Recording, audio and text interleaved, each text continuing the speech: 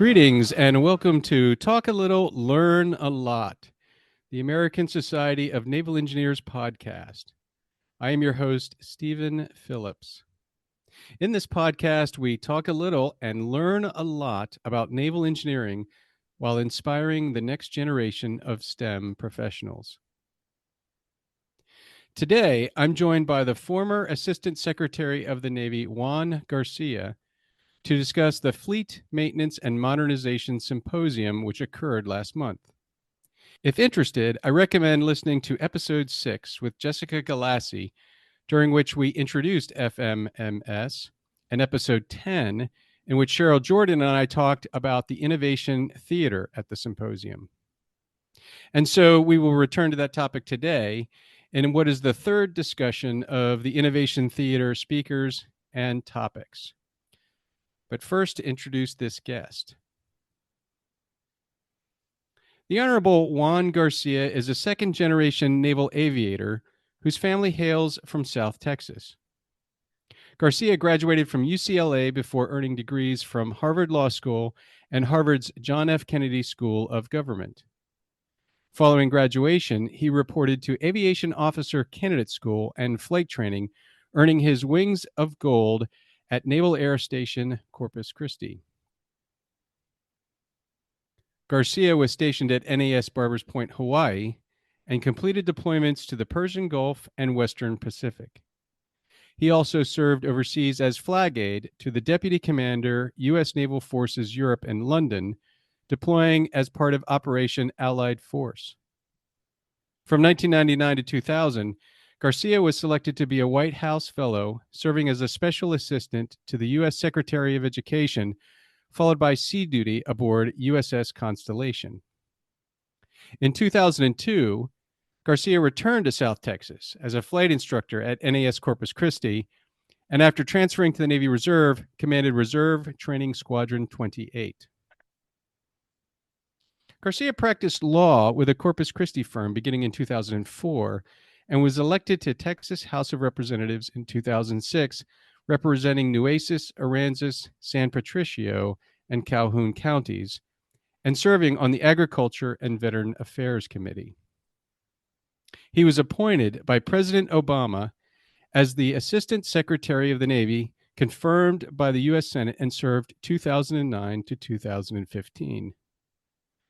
Following the change of administration, he spent 3 years in Seattle as Amazon's Director for Global Associate Development.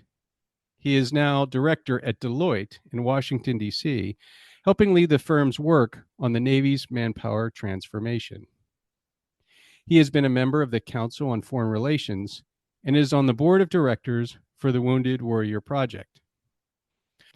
On a personal note, Juan Garcia and I are shipmates. We served in the same reserve unit in Washington, D.C. during his tenure in the Obama administration. I recall more than once returning home from a drill weekend and reporting to my family, I did my semi-annual PRT this morning, and the ASECNEV himself counted my push-ups and sit-ups. Mr. Secretary, Juan, thank you for joining me on Talk a Little, Learn a Lot.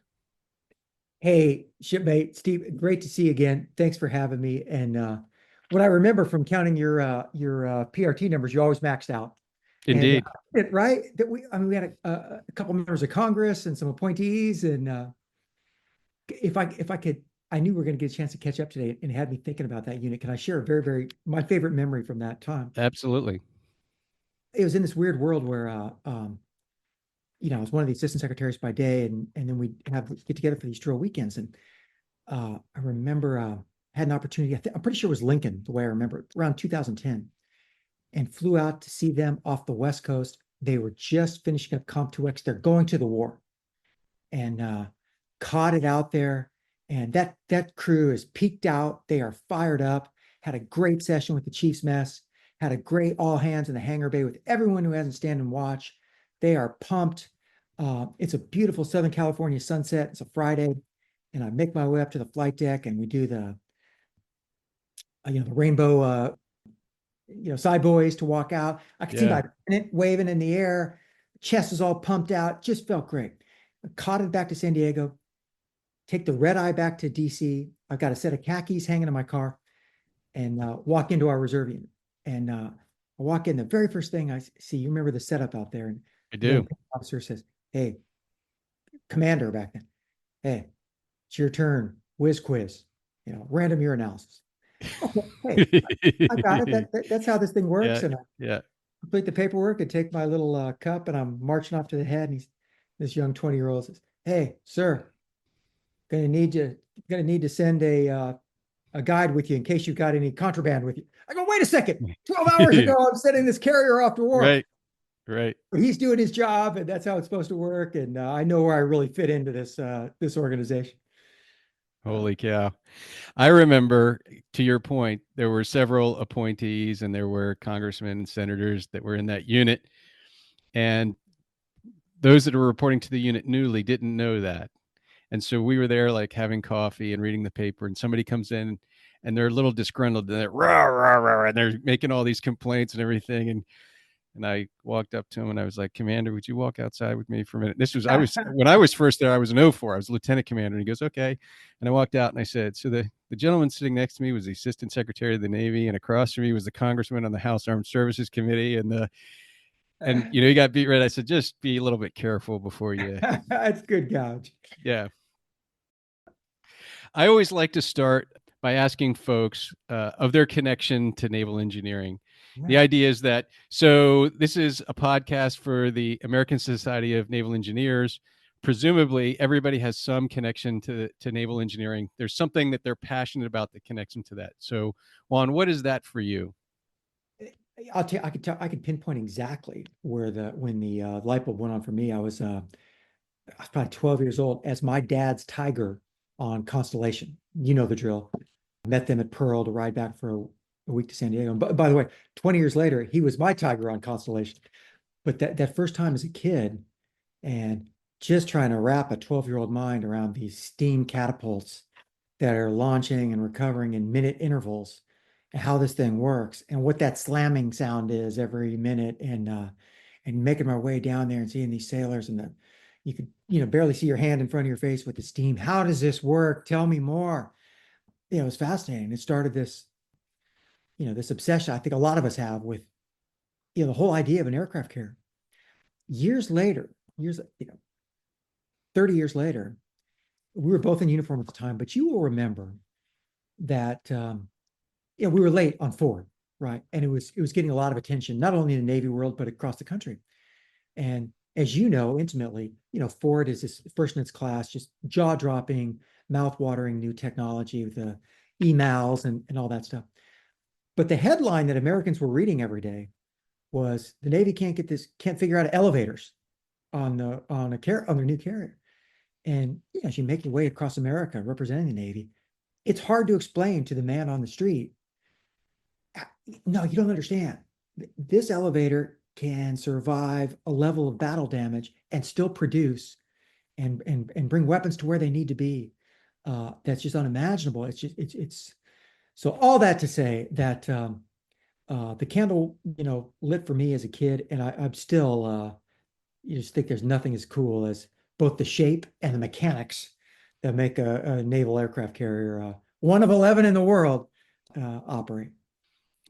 I agree. Do you have a favorite sea story from your career, a naval engineering sea story that you would like to share with your grandchildren, or that you would want younger, STEM enthusiasts to connect with today? Well, if I could, Steve, I would say, let me give a macro look and then bring it down to today's headlines. Especially as the manpower guy, I got just an appreciation for, the world's premier nuclear training pipeline, right? The United States Navy. And as you know, that culture and that world that Admiral Rickover built, and that I believe still, has his fingerprints all over it. That precision, that exactitude, that the whole sub-safe program, I just admire it so much. But on a personal level, at the other end of the engineering spectrum, I grew up in the VP world in the late 90s, with an airplane that had been on station in the Cuban Missile Crisis, right? And it was Navy engineers who, the whole surface life extension program, in some case replacing wings and keeping that thing airborne and bringing us back safe, every day. You know, especially an airplane that you know, when the mission was working right, it's designed to be low over the water, in theory, prosecuting submarines with corrosion, you know, exponentially eating away at it, and to have gotten, you know, half a century of use out of that thing, I think is a tribute to Navy engineering. The last piece that might be relevant to this is if you're a Navy nerd, like I know you are, like I am too, Steve, you've been following the headlines for this. Back to carriers, you know, for decades, we've retired aircraft carriers, and they go down to the Gulf Coast, these shipbreakers, kind of mom and pop shops, including South Texas, Brownsville, where I'm from, you know, turn them into razor blades, right? You know, we might have shaved with a piece of Constellation this morning, but now comes a place we've never been before, right? The retirement of the world's first nuclear aircraft. And as Academy guy, it was probably plebe gouge that you had to know at some point. You know, Enterprise was a one-off, right? A unicorn, 8 reactors. Right. All of a sudden, you've got this, you know, wildly complex operation. The GAO says it's a $1.6 billion operation to take apart Enterprise. And if you've been following this, unlike the submarines and a handful of CGNs that we've retired and decommissioned and have made their way up to Hanford outside Washington, and the Navy's handled themselves, there's just not the peer space or the manpower to take this apart within the Navy. So it's going to go commercial. And in fact, the RFP came out for it this week. And it's going to go to either Mobile or Brownsville, but it's going to be a wildly more complex kind of de-engineering operation. And as you know, it's been defueled, but the you know, the trace elements from 8 reactors and 50 years of service are still there. So I'm really fired up to be a part of the what I think is a chunk of history, right? If you do it right, if you do it on time, if this complex reverse engineering, if you're right, delivers and has no radiological events, and then Nimitz-class, 10 of them, you know, start rolling off in 3-year increments, you know, starting in 26, 27 or so. And it gets really, really interesting. There's potential to, you know, to build an industry in a part of the country that could use something like that. And I think for Navy engineers, it's a really challenging and unique problem. Instead of building it, debuilding it, right? Absolutely. You know, I did not realize that Enterprise was going to have to be taken apart by a commercial shipyard. I'm aware of the process for submarines and the cruisers. To your point, the reactors get removed and they get sealed up and they float them down the river. Is it the Columbia River that they then go to That's right. Hannaford That's and they get exactly put right. into the facility there? So, are you aware? Is that what they're going to do with Enterprise too? Will her reactors get taken back up there, or are they going to have another facility to store them, or how does that going to work? Whole new model for the first time. Those Yeah. 8 will ultimately, you know, get sealed into these iron caskets, and they'll make their way out to West Texas. Okay. There's a commercial facility out there, and that's the Navy studied this for, I think it decommissioned in 17 or so. Hmm. So, you know, they've been wrestling with this. That there's if you're those of your listeners who are Navy nerds like us and want to deep dive into this, there's a really exhaustive environmental impact statement that went into narrowing it down to these 2 sites. There's actually a third site, which is to keep it in the Hampton Roads area. But as you know, Hmm. there's just not the bandwidth and the workforce and its operational impact to do it there. So it looks like it's going to the Gulf Coast, but it'll go either by barge, train, or truck out to West Texas. So a whole different model. And if you do it right, that's likely to be the case for Nimitz-class as well. That'll be interesting to watch all that happen. Really wild. In the Innovation Theater, you led a panel that discussed serving as a reservist entitled Twice the Citizen: Life in the Day of a Reservist. I connected with just the title. I mean, I understood that near and dear to me. What were the key points in that discussion? Well, you lived it, Steve, and you and I are about the same age group. So tell me if your experience was like mine. You know, I remember showing up as a JO at a squadron wardrobe, and it's post Cold War, pre 9/11, and kind of a different mindset. And I remember, you know, just hearing stuff like, "Hey, it's Friday. Lock up the desk. The reservists are coming in." Right? Yeah. In a squadron, it always felt like, "Hey, the reservists show up and get all the good deals." And you know, what's going on here? That all changed on 9/11, right? To me, I was MNRA at the time, and I signed out every IA and every individual augmentee. And as you know, those were, typically year-long, individual, alone and unafraid augmentees going out there to support the Army and somewhere sandy with one trip home maybe. And as you know, there were shipmates who did 2 and 3 of those, and employers, to their credit, who supported folks leaving 2, 3 times and holding their roles.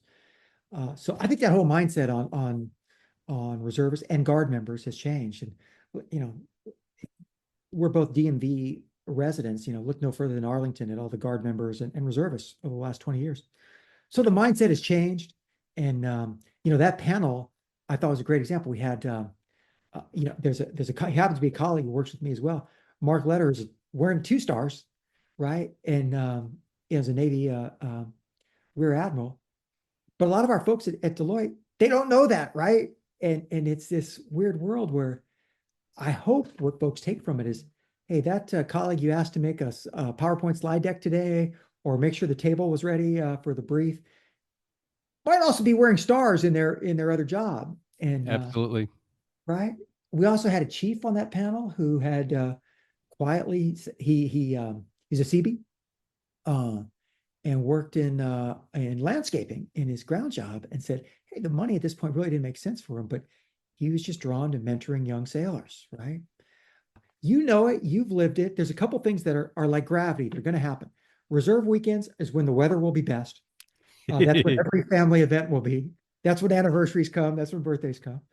When your colleagues are going on their 2 weeks of leave or vacation, that's when your 2 weeks of active duty will come. The last piece that might be worth mentioning, and you're aware of this too, is that I feel really good about. When I was in the building, we saw just a handful of companies and firms start to do this, but now it's become much more widespread, and I feel really good about it. Let's take a Deloitte, where my day job is. You go from being a Deloitte manager, and the detailer calls and, hey, your number came up, you're going to the desert for a year, let's say, as a O3, let's say, or a E5. That's a meaningful compensation impact with real impact for a mortgage or tuition or whatever your family challenges are. And we're seeing more and more firms step up and say, hey, that time you're in the desert, we're going to make you whole. We're going to fill that delta. And to me, that ain't bumper sticker patriotism, right? That's put your money where your mouth is. Absolutely. Right? We got a couple hundred reservists and guard members moved or activated at any given time. And I feel really good about that. And it's a whole different mindset than what we might have, the way we'd been conditioned to think about reservists in the mid 90s. Right. Absolutely. I experienced the change. I went into the reserves in 2000. 9/11 happened a year later, and I was recalled to active duty for a year nearly immediately. I was back on active duty in November of 2002. My 1 year recall ended up being just slightly under a year. It actually was, I think, September 27th of 02 that I demobbed. So it was November 01 to September 02. Boy, but if you asked me in September of 2000 if I would ever get recalled to active duty again, I would have said, nah, that'll never. I wanted to continue to serve, and I, liked being affiliated, and I thought there may be a possible, not impossible, but I never thought the model would play out as it did after 9/11. So amazing. Now, let me ask you this, Steve. This is really a fascinating time period for me. I think your recall then we got more sophisticated over the course of the war. We did. We started sending RIAs to Fort Jackson, and you'd get the Humvee simulator and all that stuff.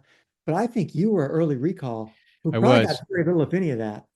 It was, and I think it was a much simpler model. I was a reserve EOD tech then. And so the Mediterranean went to condition Delta. And so they recalled 4 reserve EOD detachments to do force protection diving. So I took my detachment and went to Suda Bay, Crete for a year and did force protection diving and base response for a year there. And one of the nicest things somebody said to me was had been there like 6 months, and it was a senior chief, and he said, "You're a reservist?" I said, "Yeah, I am." That's a compliment, right? Right. Yeah. Yeah. So That's so glad that I served. It was one of those, I look back on it, and I've said this sort of half flippantly, half seriously. I've said to those that I've mentored. I said, if you want to quit, quit, but don't quit all the way. That's a great way to say it. Juan, do you have a favorite panel or speaker from the Innovation Theater or other part of the symposium that you would like to highlight? Yeah, yeah. I take a professional highlight and then a Navy nerd highlight. I've always been for some reason I just glommed onto the polar ops, right? Both at both poles. Through flight school, I got winged in '95, and up through just a couple months before I winged, the Navy still had the mission where you flew C-130s out of Point Mugu half the year, and then went down to Christchurch, put skids on them, and flew out to Camp McMurdo. That's the coolest thing I've ever heard. And a couple months before I winged, we passed it to the National Science Foundation. But I'd always had that fascination with that mission. And you will recall the first keynote at the symposium was Admiral Cottle, who's been just laser beam focused on the high north and polar ops and increasing our capabilities up there. So I thought that was a great way to kick it off. I thought he was passionate about, hey, we're behind. We're not where we need to be in terms of capabilities, in terms of what the near peers are doing. No matter where you fall on the spectrum of belief on climate change or climate warming, maybe this is periodic. Maybe the pendulum swings back over time. I don't know, but I do know this: routes are changing in our lifetime, right? Maybe those will seal up down the road, but for now, on our watch, they are open, and that changes the game, right? If you can, theoretically cut a transit in half, what the operational implications are for that, and being ready for it, I thought was really, really cool. But on a more professional level, you remember, I think he closed things on day 2. Chris Miller's the new executive director at NAVSEA. And he's a couple months into the job and was really kind of laying out a vision. But we're deeply involved in the what someone called the digital transformation of the shipyards, right? Especially the public shipyards, right? And the engineering that goes with that, and offering some relief to the backlog and maintenance on availabilities and stuff. And I wanted to hear his take on that. I call it, again, a Navy nerd like you, Steve, I call it the Navy's fourth revolution: sail, steam, nuclear, digital, right? And he touched on that too. And, the idea that, you come in for a 3-year submarine availability, and they start ripping parts out and spreading them out over a complex shipyard. And 2 years later, when it's time to bring them back in, it could be the workforce may have turned over 3 times. It's just jaw dropping to see the lost parts, the material, the time lost searching for material, repurchasing it, those costs, and the idea that you could digitally trace that and have that available on a handheld device, and the time that could be saved, and the impact to the fleet, as the CNO says, putting more players on the field. I was really interested to hear his take on that, and he feels that if you were there, you sensed it. That's going to be a focus of his, and I'm looking forward to being a part of it. Is there a talk that left you wanting more, that's leading you to do some more research, or that you feel like, I want to reach out to the speaker to try to get more information? There was. I thought she gave a really good brief. It was the woman who's the Assistant Secretary of Defense for Industrial Policy. Her name's going to come to me as we talk. But if you're at the brief, I think it was midday, day 1. It was a good brief, a lot of information. But the component, and she probably just ran out of time, that I, especially as a manpower guy, that I'm focused on is the workforce in the shipyards. Yeah, you've seen all the headlines, Blue Forge, SWIB, all these pieces, and it's hard to explain. Just like it used to be hard to explain elevators on the forward to the man on the street. It's hard to explain to the man on the street, small town America. What do you mean you got this huge backlog of on carrier work in submarines, and you guys don't run a night check or a third shift? Here at Ford or Chevy, if we had that kind of demand, we'd be going around the clock. And he's right. But the truth is, if you follow this stuff, the workforce isn't there right now, right? I did a panel on this at Sea, Air, and Space, so did the homework on it. And this it stayed with me since. As you probably know, in the shipyard world, the nuke welder is kind of the quarterback, right? The most valuable player, especially the seasoned ones. They're really, really valuable. And I did the homework on what not a seasoned, 10-year nuke welder, but an experienced but still relatively new junior nuke welder makes. And then cross that with, I ran down Starbucks franchise 903, which is in the exchange on the base at Norfolk.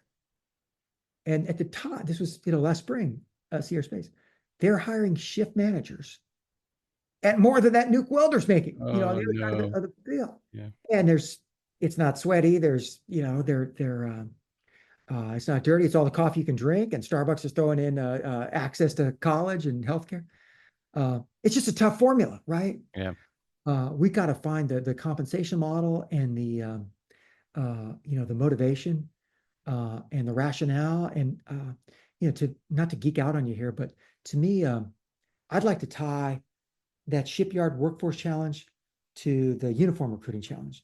And every day when that kid who wants to be put on a uniform and drive ships or blow things up as an EOD or fly airplanes, and maybe there's a color blindness or some kind of not physically NPQ, not physically qualified situation, that there's a conduit between the Navy recruiter going, but wait, there's another way to serve. How do you feel about going to Pearl Harbor or Puget Sound or Norfolk, right? And let young Americans know there's another place to serve as well. I think that's a huge piece of the puzzle in the shipyards is getting that workforce. I think if you're following it, we're part of that SWIB work that's evolving and being defined, but we're going to throw everything we've got at it. Good. That's good to hear. What would you like to see included in the Innovation Theater for 2025? Well, as you know, she's a mutual friend of both of ours. Cheryl Jordan to me is a force of nature, and I love working with her. I think she's passionate about the Innovation Theater. To me, that's where a lot of the jewels of this symposium go on. It's just much more intimate. I think there's less concern about, hey, am I on the record? It's feels like more like a conversation in a bar than on a big stage. So, hey, a perfect world. I think any conversation in the engineering space has got to talk about unmanned right now. What that means towards 355 or 298 or what your number is now, and what that mix is. CNO got added in the new nav plant. I think that's relevant and important to the engineers. And look, any conversation in the naval engineering space, right? These days, I think that doesn't include AI is an aberration, right? It's just on the tip of everybody's tongue right now. And we're in this Renaissance period that's just changing every way we've ever thought about it. So I know Cheryl's thinking about this too. I know we'll have a great session out west when we do. One, what else did you like about the larger symposium, and what should ANSI keep for 2025 for the larger FMMS 2025? Well, you've taken part in these. First, you start with the barbecue lunch, right? That's always a highlight, right? But as you know, the keynotes are great. I'm partial to the innovation theater for the candidness, but the real value of these things, of course, is the passageway conversations, right? Catching up with old shipmates, walking the booths, comparing notes, doing business, right? I look forward to it every year just for that reason. To me, FMMS is about the sweet spot in size. It doesn't feel like Woodstock at some of the giant mega ones do, but you've also got all the relevant players there. So I hope we can keep that sweet spot. I'm partial to having it in Norfolk in the environment, because you can turn it into a trip as well to get, whether it's to the shipyards, to Virginia Beach, to any of the bases or facilities out there. It's high value for the clientele that are taking part in it. And I hope it continues to look a lot like it does now in terms of size and scale. You alluded to this a little bit, but I'm interested. Are there things that you can share with the Talk a Little, Learn a Lot audience about projects that you're working on right now? Yeah, I mentioned, what the terminology we're using is XE. I guess after a ship has been decommissioned, it stays on the Navy rolls as an X Enterprise in this case. So that RFP just came out. The teams are shaping. It's a really fascinating project. The fourth revolution I talked about, the digital transformation of the shipyards, just changing the way we do business out there, and given the workforce that's there, the tools so that they don't just they're not just working harder, they're working smarter, making their life better, and leveraging their expertise more and their elbow grease less, right?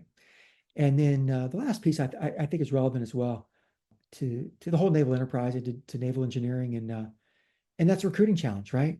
You saw that, this is fascinating to me. The Marines, we haven't missed a recruiting year since '94. They sell something different, as you know. And it was the end of the fiscal year on Monday as we tape this on a Wednesday. The United States Marine Corps made their enlisted recruiting numbers this fiscal year by one Marine, right? They had a bigger margin on the officer side, but that's telling to me, right? There's you know this from your academy days. There's a mantra in Marine recruiting that when recruiting gets hard and the other services lower their standards, we raise our standards, right? But when even they're selling something different, but when even the Marine Corps is challenged to get there, the Army, of course, the biggest service, they're the canary in the coal mine. When there's a pinch, they feel it first. But our Navy's struggling, right? You're following the headlines and depending on how you view it, either opening the gates to more Americans, or more cynical view might be some might say lowering the standards to get in the gate. Now, recruiting leadership will tell you that per rating, per specialty, they have not lowered the standards at all. But something's different, right? I think there's a technology piece of this. There's tools out there that AI can help a recruiter. Instead of making 500 cold calls, we can help them make 10 targeted calls at those young Americans that we know have a profile. They're 18 to 24, and they had a parent who's a veteran, and they are a member at a CrossFit box, and they subscribe to an aviation magazine. And we just narrow that funnel down, and now we're being really systemic about it. And I think that technology can be really helpful there too. Well, this has been a really great conversation. So thank you, Mr. Secretary, for taking It's this time to Juan, and it's great to catch up. Thank you so much for having me. I'm a subscriber now. Good. Yeah. So thank you for joining me on Talk a Little, Learn a Lot, the podcast of the American Society of Naval Engineers.